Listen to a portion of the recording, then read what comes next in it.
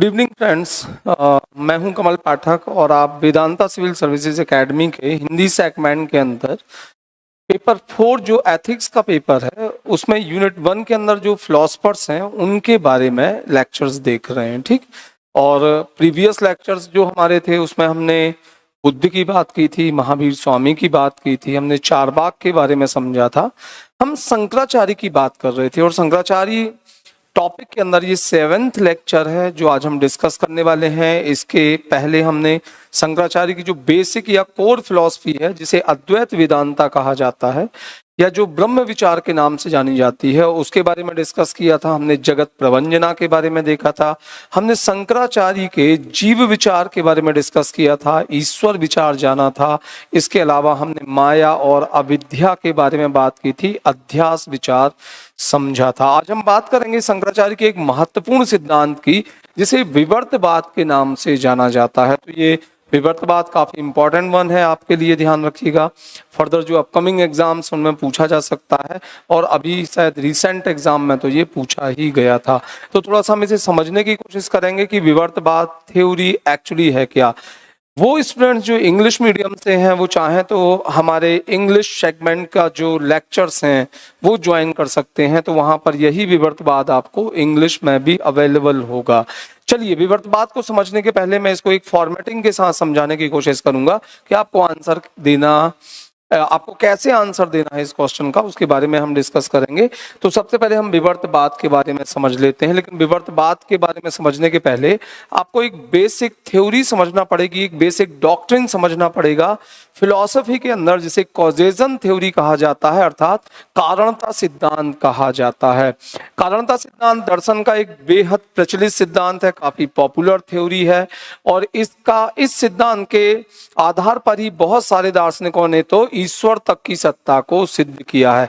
हमने बौद्ध फिलॉसफी जब पढ़ी थी तो हमने देखा था कि जो बुद्ध का दूसरा आर्य सत्य है, सेकंड नोबल ट्रूथ में बुद्ध ने प्रतीत्य समुत्पाद की चर्चा की थी, जो उनका डिपेंडेंट ओरिजिनेशन है उसके बारे में हमने बात की थी, प्रतीत्य समुत्पाद। तो वो भी एक कारणता सिद्धांत था। कारणता सिद्धांत हमने एरिस्टोटल में भी पढ़ा था, जो उन्होंने मैटर एंड फॉर्म की जब बात की थी। ठीक है, सांख्य दर्शन ने कारणता सिद्धांत को सत्य कार्यवाद कहा है। तो दूसरे शब्दों में कहें कि एक रिलेशन जो है कार्य और कारण के बीच में, तो उसके बारे में हम पहले डिस्कस करते हैं। एक्चुअली क्या है, कारणता सिद्धांत की जो बेसिक थ्योरी है वो केवल ये कहती है कि संसार में कोई भी वस्तु अकारण नहीं है। यदि कोई कार्य हुआ है, कुछ कार्य है, तो डेफिनेटली उसका कोई ना कोई कारण अवश्य होगा। मैं इस लकड़ी के पोडियम की बात कर रहा हूं, यदि लकड़ी के इस पोडियम को एक कार्य माना जाए, मतलब इफेक्ट माना जाए, तो डेफिनेटली इसका कोई ना कोई तो कॉज होगा और इसका एक कॉज है, डेफिनेटली इसका कॉज है वुड, कोई ना कोई लकड़ी तो इसका कारण है। अब उस लकड़ी को यदि कार्य माना जाए तो उसका कारण कोई वृक्ष होगा, कोई ट्री होगा। मतलब यदि आप अलग अलग एंगल से देखें तो एक ही object at a time effect भी होता है, एक ही ऑब्जेक्ट यदि दूसरी साइड से देखा जाए तो वो एक कॉज भी होता है। अर्थात कार्य और कारण एक ही वस्तु के अंदर रह सकते हैं। पर यहां पर क्वेश्चन ये है कि कार्य और कारण में संबंध क्या है, हमें यह समझना जरूरी है, तब जाके हम शंकराचार्य के विवर्तवाद को बहुत अच्छे से समझ सकते हैं। तो कार्य और कारण में क्या संबंध होता है, इसको लेके दो टाइप की फिलॉसफीज आपको देखने को मिलेंगी, दो टाइप के सिद्धांत देखने को मिलेंगे। एक को कहा जाता है सत्य कार्यवाद। सत्य कार्यवाद मूल रूप से जो सिद्धांत है वो सांख्य फिलॉसफी ने प्रतिपादित किया था। इसमें जो कार्य की स्थिति है, तो ध्यान से सुनिएगा मैं जो बोलने वाला हूं, इसमें कार्य की जो स्थिति है वो कारण में पूर्व ही सत्य मानी जाती है, इसलिए इसे सत्य कार्यवाद कहा जाता है। सिंपल भाषा में यदि मैं कहूं तो कार्य कोई नई उत्पत्ति नहीं होता है, अपनी उत्पत्ति के पहले वो अव्यक्त रूप में कारण में ही विद्यमान रहता है, केवल कारण से उस कार्य की उत्पत्ति मात्र हो जाती है। इसका मतलब यह है कि वो कोई नई विषय वस्तु नहीं होता है। सिंपल भाषा में यदि मैं कहूं, एक बहुत सिंपल लैंग्वेज में आपको बताने की कोशिश करूं, तो इसका सीधा सीधा अर्थ यह है कि यदि दूध से दही बनता है तो दही कोई नया कोई नया अस्तित्व नहीं है, बल्कि दही पहले से ही दूध के अंदर विद्यमान था, लेकिन वो प्रकट नहीं हुआ था। अंतर केवल इतना है कि दूध और दूध से दही बनना केवल एक प्रगटीकरण मात्र है, अर्थात यदि दही को एक कार्य माना जाए तो कार्य की सत्ता अपनी उत्पत्ति के पहले कारण में ही सत्य थी। इसका अर्थ होता है, इसे कहा जाता है भारतीय दर्शन में सत्य कार्यवाद। समझ में आया? कार्य कारण का जो रिलेशनशिप है, तो उसमें कार्य अपनी उत्पत्ति के पहले कारण में ही विद्यमान था। अब सत्य कार्यवाद को कई बार परिणामवाद भी कहा जाता है। थोड़ा सा हम जगत और ब्रह्म के बारे में अब बात करेंगे। यदि जगत को एक कार्य माना जाए तो डेफिनेटली कुछ फिलॉसफीज ऐसे हैं जो कहते हैं कि जगत ब्रह्म का क्रिएशन है, जगत को ब्रह्म ने बनाया है, जगत का कारण जो है वो ब्रह्म है। तो यदि जगत एक कार्य है, ब्रह्म एक कारण है, तो क्या जगत अपनी उत्पत्ति के पहले, अपने प्रकट होने के पहले क्या ब्रह्म में विद्यमान था? इस प्रकार की फिलॉसफी यदि मानते हैं कि हाँ, जगत एक प्रगटीकरण अवस्था मात्र है, ये यूनिवर्स केवल एक्सपोज हुआ है, उसके पहले, अपने प्रकट होने के पहले ये ब्रह्म के अंदर ही विद्यमान था, इस टाइप का दर्शन मानने वाले जो फिलोसफर्स हैं या डिनोमिनेशन है, वो सत्कार्यवादी कहलाते हैं। लेकिन ये एक अलग बात है कि सांख्य फिलॉसफी में ईश्वर की सत्ता को स्वीकार नहीं किया गया है, वहां पर पुरुष और प्रकृति की चर्चा की गई। मैं पहले आपको बता दूं कि सत्कार्यवाद के अंदर हम तीन दार्शनिकों की या तीन दर्शनों की बात करने वाले हैं जो सत्कार्यवादी हैं। मूल रूप से इसमें सांख्य दर्शन आएगा। अब सत्कार्यवाद को मैं परिणामवाद भी बोल रहा हूं, ध्यान रखिएगा। सत्कार्यवाद को मैं क्या कहूंगा? परिणामवाद। तो हमने कहा कि इस दर्शन को मानने वाले जो सेक्ट हैं, जो फिलोसफर्स हैं, उसमें सबसे पहला नाम आएगा सांख्य फिलॉसफी का। थोड़ा सा आप ये भी समझ लीजिए कि एक्चुअली जो सांख्य फिलॉसफी है वो किस प्रकार का दर्शन है। सांख्य फिलॉसफी एक एग्नोस्टिक फिलॉसफी है, अर्थात अनीश्वरवादी है, लेकिन ये एथीस्ट फिलॉसफी नहीं है। पहली चीज तो मैं बता दूं, एथीस्ट मतलब होता है नास्तिक। अब कई सारे लोग ये बोल सकते हैं कि सर नास्तिक और अनीश्वरवादी तो एक ही चीज होती है। दर्शन में थोड़ा सा डिफरेंस है। क्या डिफरेंस है?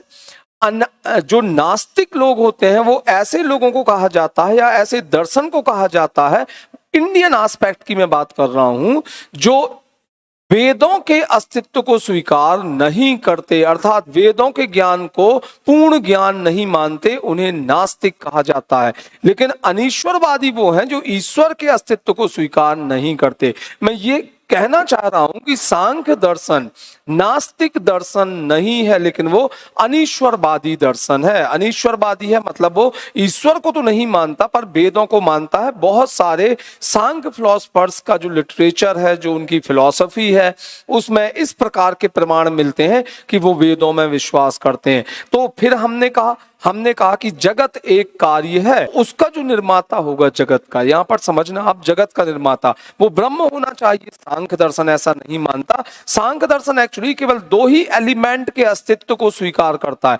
दो ही तत्व होते हैं सांख्य दर्शन में, एक पुरुष होता है जो कंप्लीट कॉन्शियसनेस है, दूसरा प्रकृति होती है जो कि नॉन कॉन्शियस एलिमेंट है। मतलब पुरुष एक चेतन तत्व है, प्रकृति एक अचेतन तत्व है। तो सांख्य दर्शन ये मानता है कि जो सृष्टि है वो प्रकृति की ही देन है, प्रकृति आदि शक्ति है, और उसी प्रकृति ने अपने आप को कन्वर्ट कर लिया है इस सृष्टि के अंदर, इस जगत के अंदर। तो जगत किससे बनी है? प्रकृति से बनी है। प्रकृति ही आदि शक्ति है। जगत के अंदर जितने भी एलिमेंट्स हैं, ये ध्यान रखना है, जितनी भी सृष्टियां हैं, जितने भी तत्व हैं, वो कहीं ना कहीं किसके अंदर विद्यमान रहे हैं? प्रकृति के अंदर विद्यमान रहे हैं, और उस प्रकृति ने अपने आप को जगत के रूप में प्रकट कर रखा है। तो यहां पर समझने वाली बात यह है कि जैसे मैं एक टर्म यूज करूं प्रकृति, तो प्रा प्लस कृति, प्रा मतलब पूर्व, कृति मतलब सृष्टि, अर्थात वो एलिमेंट जो इस सृष्टि के पहले विद्यमान था वो प्रकृति है। एक बहुत सिंपल एग्जाम्पल से आपको समझ में आ जाएगा। मैंने ये बोला कि एक घड़ा है, यदि घड़े को आप जगत मानते हैं तो इस घड़े का कारण मिट्टी है। ध्यान रखिएगा, घड़ा एक दिन जब नष्ट होगा तो वो अपने मूल तत्व मिट्टी में वापस लौट जाएगा, लेकिन मिट्टी कभी नष्ट नहीं होगी।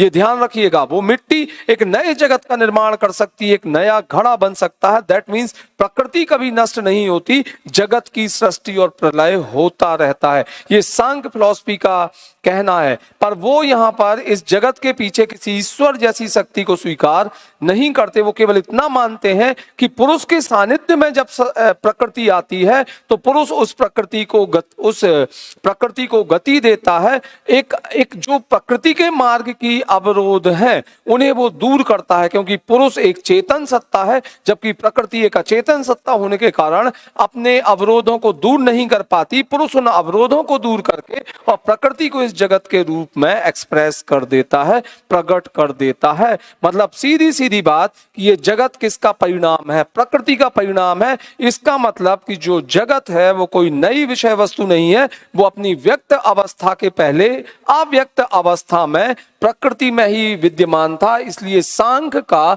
सत्य कार्यवाद या परिणामवाद कहलाता है, प्रकृति परिणामवाद। अब आप ये सोच रहे होंगे कि मैं सांख्य की बात क्यों कर रहा हूं, क्योंकि इसका घनिष्ठ संबंध है शंकराचार्य के विवर्तवाद से। लेकिन इसके यदि हम इतर जाएं, इसके यदि दूसरे पहलू पर जाएं तो एक और सत्कार्यवादी दर्शन या परिणामवादी दर्शन देखने को मिलेगा, वो है ब्रह्म परिणामवाद। ब्रह्म परिणामवाद ये दिया है रामानुजाचार्य ने। रामानुजाचार्य चूंकि आस्तिक हैं, रामानुजाचार्य चूंकि ईश्वरवादी हैं, अर्थात वो वेदों को भी स्वीकार करते हैं, वो ईश्वर को भी स्वीकार करते हैं। जब उनके सामने ये कहा जाता है कि ये जगत क्या है, तो रामानुजाचार्य कहते हैं जगत ब्रह्म की का अंश है। ब्रह्म ने अपने आप को, अपने अंश को, अपने आप को पूर्ण रूप से नहीं बल्कि आंशिक रूप से इस जगत के रूप में प्रकट कर रखा है। अर्थात ये जगत किसका परिणाम है? ये ब्रह्म का परिणाम है। लेकिन दोनों फिलॉसफीज में एक बात तो आपको कॉमन समझ में आ रही है, दोनों ही परिणामवाद में। यहां पर ध्यान रखिएगा, सांख्य दर्शन भी ये कहता है कि सृष्टि रियल है, सृष्टि सत्य है, सृष्टि वास्तव में जितना सत्य प्रकृति है, जितना सत आप प्रकृति को मानते हैं उतना ही सत आपको मानना पड़ेगा, जगत को मानना पड़ेगा। मतलब जितना रियल प्रकृति है उतना ही रियल जगत है। इसका मतलब दोनों वास्तविक हैं। और यहाँ पर रामानुजाचार्य के दर्शन में जाएं तो रामानुजाचार्य कहते हैं कि ये जगत ब्रह्म की आंशिक अभिव्यक्ति है, अर्थात ब्रह्म विशिष्ट है, जगत उसकी एक अभिव्यक्ति है।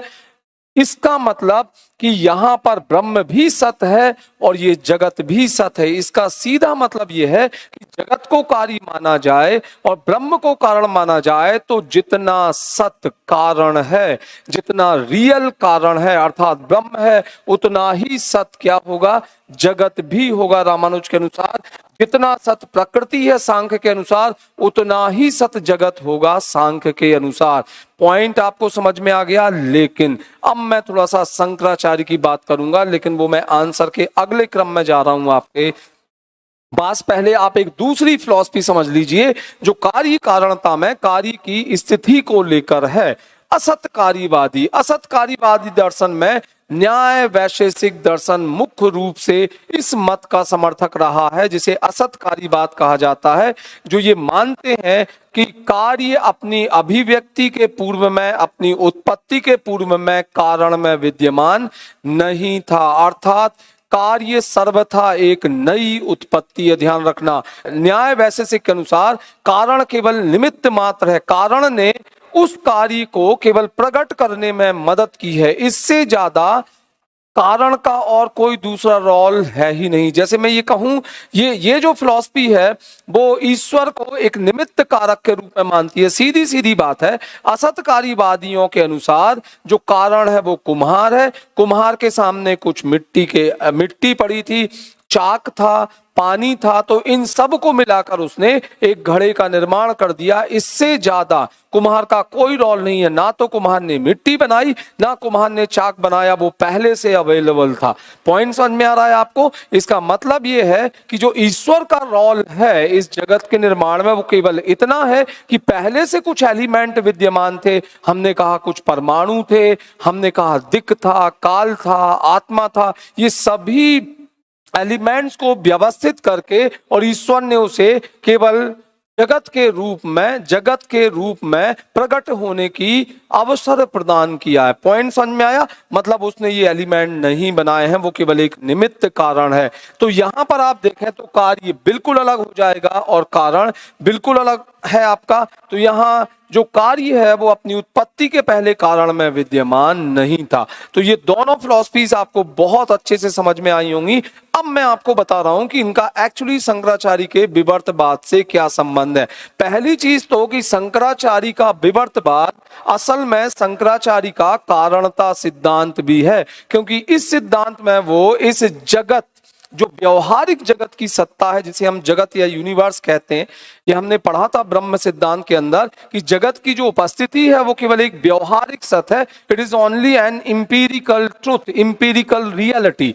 केवल शंकराचार्य ने ये कहा है। तो जो इंपीरिकल रियलिटी है उसके बारे में शंकराचार्य ये कहते हैं कि असल में जो जगत है, जगत को कार्य माना जाए तो ये ब्रह्म में ही विद्यमान है पहले से। इसका मतलब कि कार्य कोई नई उत्पत्ति नहीं है। यहां पर शंकराचार्य क्या हो जाते हैं? सत्यकार्यवादी हो जाते हैं। लेकिन अंतर आ जाएगा उनका सांख्य और रामानुज से। किस पॉइंट पर अंतर आएगा वो मैं आपसे डिस्कस करने वाला हूं। ध्यान रखना, यहां पर शंकराचार्य का कारणता सिद्धांत विवर्तवाद कहलाता है कि विविधम वर्तते इति विवर्तम, अर्थात जो जैसा है यदि वैसा दिखाई ना दे तो वो विवर्त है। जो जैसा है वैसा दिखाई ना दे वो विवर्त है। मुझे अंधेरे के कारण एक रस्सी के अंदर सर्प नजर आता है। ध्यान रखना, अंधेरे के कारण ऐसा हुआ है। रस्सी की जगह कुछ टाइम के लिए मुझे क्या दिखाई दे रहा है? सर्प दिखाई दे रहा है। इसका मतलब रस्सी जो अधिष्ठान है उस पर सर्प का विवर्त हो गया है। शंकराचार्य कहते हैं एक्चुअली यही हुआ है। असल में जो जगत है, जगत एक कार्य है, तो जगत का ब्रह्म पर विवर्त हो गया है। यहां पर ध्यान रखना आप, जगत का ब्रह्म पर विवर्त हो गया है। ब्रह्म एक अधिष्ठान है जिस पर जगत का विवर्त हो गया है, और यहां विवर्त का अर्थ केवल आभास मात्र है। शंकराचार्य कहते हैं कि जिस प्रकार रस्सी अधिष्ठान सत्य है, रस्सी अधिष्ठान रियलिटी है, लेकिन सर्प जो है वो मिथ्या है। ध्यान रखना, वो उसके लिए ना तो सत्य यूज करते हैं ना असत, वो मिथ्या यूज करते हैं। तो जिस प्रकार सर्प जो है वो केवल हमारे अज्ञान का परिणाम है, हमारे अज्ञानता के कारण वो केवल दिखाई देता है, वो केवल आभास मात्र है, प्रतीति मात्र है, एक इल्यूजन है, एक पब्लिक डिल्यूजन है। ठीक उसी के कारण हमें क्या दिखाई दे रहा है? वो सर्प दिखाई दे रहा है। लेकिन जिस दिन ज्ञान की प्राप्ति होगी आपको रस्सी के अंदर रस्सी ही नजर आएगी। बिल्कुल यही हुआ है कि एक ब्रह्म है, ब्रह्म की जगह पर हमें जगत दिखाई देने लगा है, क्योंकि ब्रह्म अधिष्ठान पर जगत का आरोहण हो गया है, विवर्त हो गया है। लेकिन ये किसके कारण हुआ है? ये हुआ है माया के कारण, ये हुआ है डिल्यूजन के कारण। ये एक पब्लिक इल्यूजन है, ध्यान रखिएगा। तो हमने माया विचार में देखा था कि माया क्या है, मैंने आपको काफी डिटेल में बताया था। तो वो माया एक ऐसी चीज है जिसके कारण हमें ब्रह्म के स्थान पर जगत दिखाई देता है, अर्थात विविधम वर्तते इति विवर्तम, जो जैसा है वैसा दिखाई ना देना। ब्रह्म जैसा है वैसा दिखाई नहीं दे रहा है, उसकी जगह जगत दिखाई दे रहा है। बट यहाँ पे समझने वाली बात यह है कि ब्रह्म सत्य है लेकिन जगत मिथ्या है। ध्यान रखिएगा, इसका मतलब कारण सत्य है, कार्य मिथ्या है। यहां अंतर आ जाएगा। है तो सत्यकार्यवाद, है तो परिणामवाद, लेकिन परिणामवाद में हम किस परिणामवाद की या किस सत्यकार्यवाद की बात कर रहे हैं? विवर्तवाद की। अर्थात देखिए, यहाँ पे कारण भी सत्य था, कार्य भी सत्य था, लेकिन यहाँ पर कारण सत्य है, कार्य को शंकराचार्य ने मिथ्या कहा है। अब हमें यह देखना पड़ेगा कि शंकराचार्य किस आधार पर सत्यकार्यवाद, कौन सा वाला, प्रकृति परिणामवाद की आलोचना करेंगे। वो ये कहते हैं कि प्रकृति परिणामवाद मतलब सांख्य दर्शन जब ये मानता है कि ये प्रकृति जो है ये इस जगत का आदि कारण है, तो समस्या ये पैदा हो जाती है कि प्रकृति तो अचेतन तत्व है, जबकि जगत के अंदर तो आपने चेतना भी देखी हुई है। और वो ये कहते हैं कि सृष्टि में परिवर्तन या उसकी उत्पत्ति को लेकर पुरुष की कोई विशेष भूमिका नहीं है। तो यहाँ पे एक सवाल पैदा हो जाता है कि प्रकृति तो अचेतन है और जगत के अंदर तो काफी सारे चेतन तत्व हैं, तो एक अचेतन तत्व एक असत कैसे सत में कन्वर्ट हो सकता है, कैसे चेतन तत्व का कारण हो सकता है। शायद शंकराचार्य ये मानते हैं कि शायद सांख्य फिलॉसफी मूल तत्व को समझ ही नहीं पाया और वो कार्य कारण में अभेद संबंध बना देता है और अपने ही सत्कार्यवाद को खंडित करने का प्रयास करता है, इसलिए वो इस मत से सहमत नहीं है। लेकिन शंकराचार्य सहमत नहीं है किससे?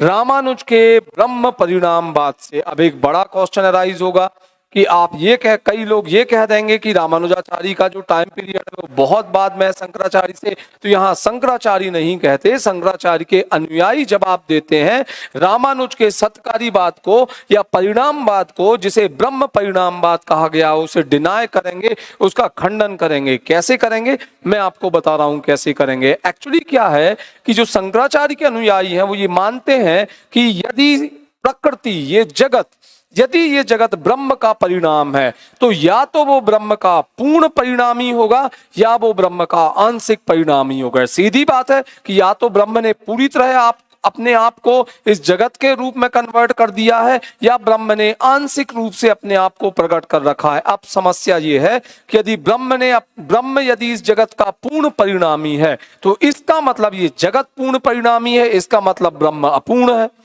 अब यदि जगत पूर्ण परिणामी है तो इसका सीधा मतलब है कि ब्रह्म पूर्ण है, और जो अपूर्ण है वो ब्रह्म कैसे हो सकता है। दूसरी बात कि यदि हम ये कहें कि ये एक आंशिक परिणामी है तो यहां पर भी समस्या पैदा हो जाएगी। यदि जगत का ब्रह्म आंशिक परिणामी है तो एक पूर्ण परिणामी अपने आप को अंशतः कैसे डिवाइड कर सकता है, मोक्ष प्राप्ति कैसे संभव होगी? क्योंकि शंकराचार्य का ये मानना है, शंकराचार्य के अनुयायियों का ये मानना है कि ब्रह्म में ना तो स्वगत ना सजातीय ना ही विजातीय भेद संभव है, वो सभी अद्वैत की बात करते हैं।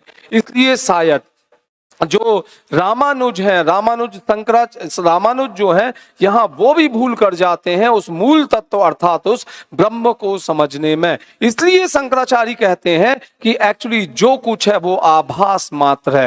लेकिन शंकराचार्य को क्यों स्वीकार नहीं है न्याय वैशेषिकों का असत्कार्यवाद, जो ये मानते हैं कि कार्य सर्वथा एक नवीन उत्पत्ति होती है, एक नई उत्पत्ति है कार्य। जैसे इन लोगों का ये मानना है कि असल में दूध से जब दही बनता है तो दही बिल्कुल सर्वथा एक नई उत्पत्ति है, दूध एक बिल्कुल अलग चीज हो जाती है। तो यहां पर शंकराचार्य सवाल पैदा करते हैं। शंकराचार्य का कहना यह है कि यदि असत्कार्यवादियों को माना जाए, असत्कार्यवादी मतलब आप समझ गए ना कि जो कार्य की सत्ता है वो कारण में असत है, मतलब वो पहले से कारण में विद्यमान नहीं है, वो सर्वथा नई उत्पत्ति है। तो यहां पर जो असत्कार्यवादियों के ऊपर आक्षेप लगता है शंकराचार्य द्वारा वो ये है कि यदि एक कारण और कार्य में कोई संबंध नहीं है तो इसका मतलब था कोई भी कारण किसी भी कार्य को उत्पन्न कर सकता है। इसका मतलब आप सत से असत भी उत्पन्न कर सकते हो, असत से सत भी उत्पन्न कर सकते हो। इसका मतलब यह है यदि कोई भी कारण किसी भी कार्य को उत्पन्न कर सकता है तो आप बालू से भी तेल बना सकते हैं, रेत से तेल निकल सकता है, क्योंकि दोनों के बीच में कोई अभेद संबंध तो आपको नजर नहीं आया। लेकिन प्रैक्टिकली आप देखना कि ऐसा नहीं है। आप तिल से ही तेल निकालेंगे, तिल के अलावा और तेल कहीं नहीं, और जो एलिमेंट है दूसरे जिसमें वो सामर्थ्य है तो वो उन्हीं से पैदा होगा। जो तिल के तेल की हम बात कर रहे हैं वो केवल तिल से ही निकाला जा सकता है। इसका मतलब कि एक विशिष्ट कारण ही एक विशिष्ट कार्य को जन्म दे सकता है। इसका मतलब कि जो कार्य था वो पहले से ही कारण में विद्यमान था। ये शंकराचार्य का आक्षेप है। इसलिए शंकराचार्य बार बार कहते हैं कि हमें ये मानना पड़ेगा कि यहाँ पर एक्चुअली सत्कार्यवाद है, सत्य सत्ता तो सत्कार्यवाद की ही सिद्ध होती है, अर्थात कार्य अपने कारण में उत्पत्ति के पहले विद्यमान रहा है। लेकिन वो ये मानते हैं कि जब जगत की बात की जाती है तो जगत एक विवर्त हो जाता है ब्रह्म का, इसलिए उनका दर्शन विवर्तवाद है। लेकिन कई सारे लोग ये कहते हैं कि चलिए ठीक है कि ब्रह्म सत्यम जगत मिथ्या जीवो ब्रह्मोपनापरा, ये शंकराचार्य की फिलॉसफी है कि ये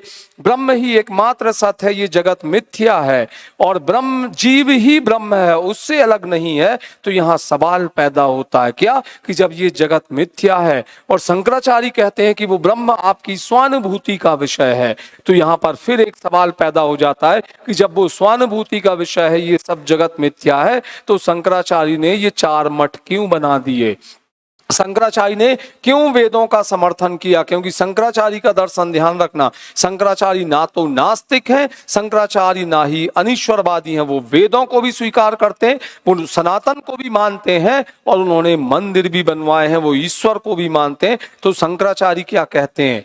शंकराचार्य ये कहते हैं कि जब मैं ये कहता हूं कि ब्रह्म सत्यम जगत मिथ्या, तो जो ब्रह्म सत्यम का जो रियलाइजेशन है, जो अनुभूति है, वो स्वानुभूति का विषय है। यदि मैं आपसे शब्दों के माध्यम से कहूं या कोई किताब के माध्यम से आपको समझाना चाहे तो आप कभी से स्वीकार मत करो, और जब तक स्वीकार मत करो आप, जब तक कि आपको स्वयं इस बात की अनुभूति होना प्रारंभ ना हो जाए। और जिस दिन ये अनुभूति आपको हो जाएगी, आप स्वयं कह उठोगे ब्रह्म सत्यम जगत मिथ्या। लेकिन तब तक ध्यान रखिएगा, तब तक आपका जो कुछ है वो सगुण ईश्वर है, सगुण ब्रह्म है, इसलिए उसकी आराधना करते रहिए। क्योंकि शंकराचार्य ने फाइनली ये कहा है कि जो ट्रांसेंडेंटल रियलिटी है, जो परमार्थ की रियलिटी है, वो निर्गुण ब्रह्म है, लेकिन इंपीरिकल रियलिटी जो है वो सगुण ब्रह्म है, अर्थात परमार्थ का सत्य, परमार्थ का सत्य, अर्थात ज्ञान प्राप्ति के बाद का सत्य, एक ऐसा सत्य जो पूर्ण चैतन्य अवस्था में प्राप्त होता है, वो तो निर्गुण ब्रह्म ही है।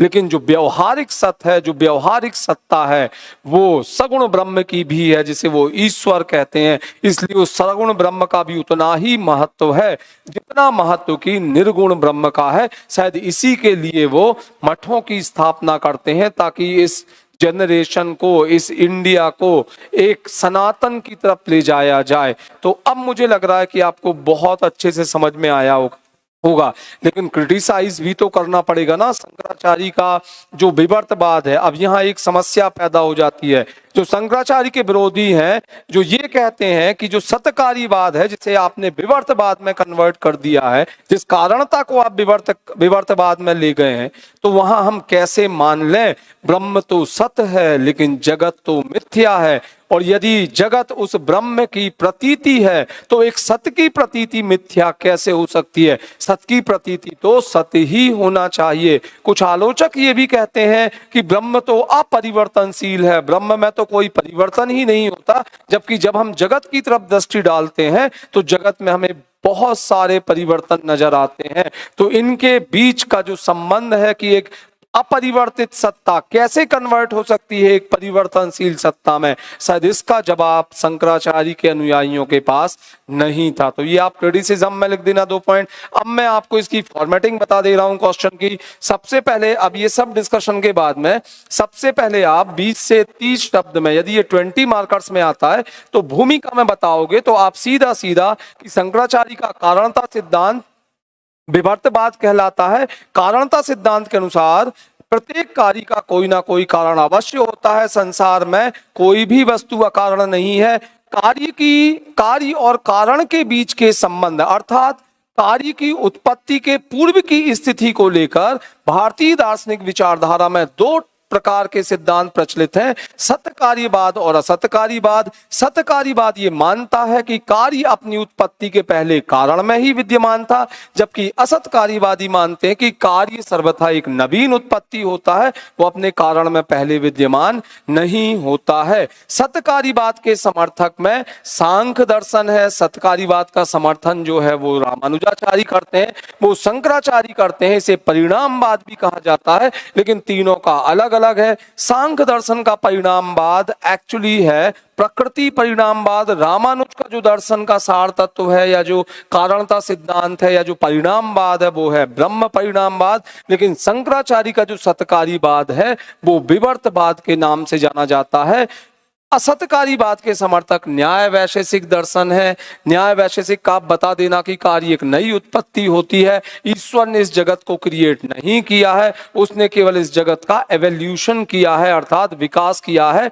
मूल तत्व पहले से विद्यमान थे, उन्हें ईश्वर ने नहीं बनाया है, वो मूल तत्व को ईश्वर ने इस जगत में कन्वर्ट किया है। ये असतकारीवादी मानते हैं। शंकराचार्य इस थ्योरी को भी डिनाय करते हैं, इसको भी डिनाय करते हैं और इसको भी डिनाय करते हैं। लेकिन पहले आप बताओगे शंकराचार्य का विवर्तवाद क्या है। तो आप स्टार्ट करोगे कारणता सिद्धांत विवर्तवाद है। विविधम वर्तते इति विवर्तम, अर्थात जो जैसा है वैसा दिखाई ना दे उसे विवर्त कहा जाता है। आप रस्सी और सांप का एग्जाम्पल दोगे और आप ये बताने की कोशिश करोगे कि यहाँ ब्रह्म अधिष्ठान पर अर्थात कारण पर जो जगत कार्य है उसका विवर्त हो जाता है अर्थात कारण सत्य है लेकिन कार्य मिथ्या है। जबकि जो आप जब क्रिटिसाइज करोगे सांख्य और रामानुज के दर्शन को तो वहां आप इस आधार पे करना कि उन दोनों में जो सिमिलैरिटी है वो ये है कि वो कारण को भी सत्य मानते हैं और कार्य को भी सत्य मानते हैं। जबकि शंकराचार्य कारण को सत्य मानते हैं, कार्य को मिथ्या कहते हैं, विवर्त कहते हैं। तो ये बता दीजिएगा, ये 40 से 50 शब्द आपके होंगे जो हम पहले भी बहुत डिटेल में डिस्कस कर चुके हैं। ये मैंने आपको सत्कारीवाद में परिणामवाद बनाम विवर्तवाद, तो परिणामवाद में आप सांख्य दर्शन का उठाएंगे और यहाँ पर किसका, रामानुज का, जो हम डिस्कस कर चुके हैं। ये फिर से वही बात कि ये वाला जो परिणामवाद है वो प्रकृति परिणामवाद है। ये परिणामवाद कैसा परिणामवाद है, ब्रह्म परिणामवाद। दोनों हमने जो डिस्कस किया यहाँ पुट कर देना। देन आप असतकारीवाद बनाम विवर्तवाद, क्योंकि आप बालू से, रेत से आप तेल नहीं बना सकते, किसी भी हर एक कारण से कोई भी कार्य उत्पन्न नहीं कर सकते। एक विशेष कार्य के लिए विशेष कारण ही होना चाहिए। तो असतकारीवाद का सिद्धांत खंडित होता है।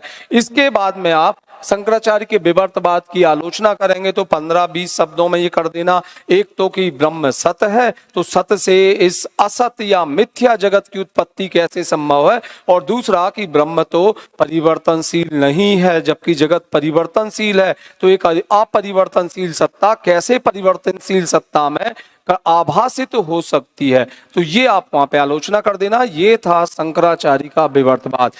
इसका जो इंग्लिश वर्जन है वो देखने के लिए आप वेदांता सिविल सर्विसेज एकेडमी के ऐप पर जाकर देख सकते हैं। ठीक, तो चलिए ठीक है, आज के लेक्चर में बस इतना ही। कल हम 8th लेक्चर के साथ में आपके सामने उपस्थित होंगे और हम डिस्कस करेंगे next theory and that is अनिर्वचन ख्यातिवाद, कि शंकराचार्य का अनिर्वचन ख्यातिवाद क्या है। ठीक, चलिए, तो ऑल द वेरी बेस्ट। अच्छे से पढ़ाई कीजिए, आपको फ्रिक्वेंट लेक्चर्स मिलते रहेंगे। ठीक, ओके।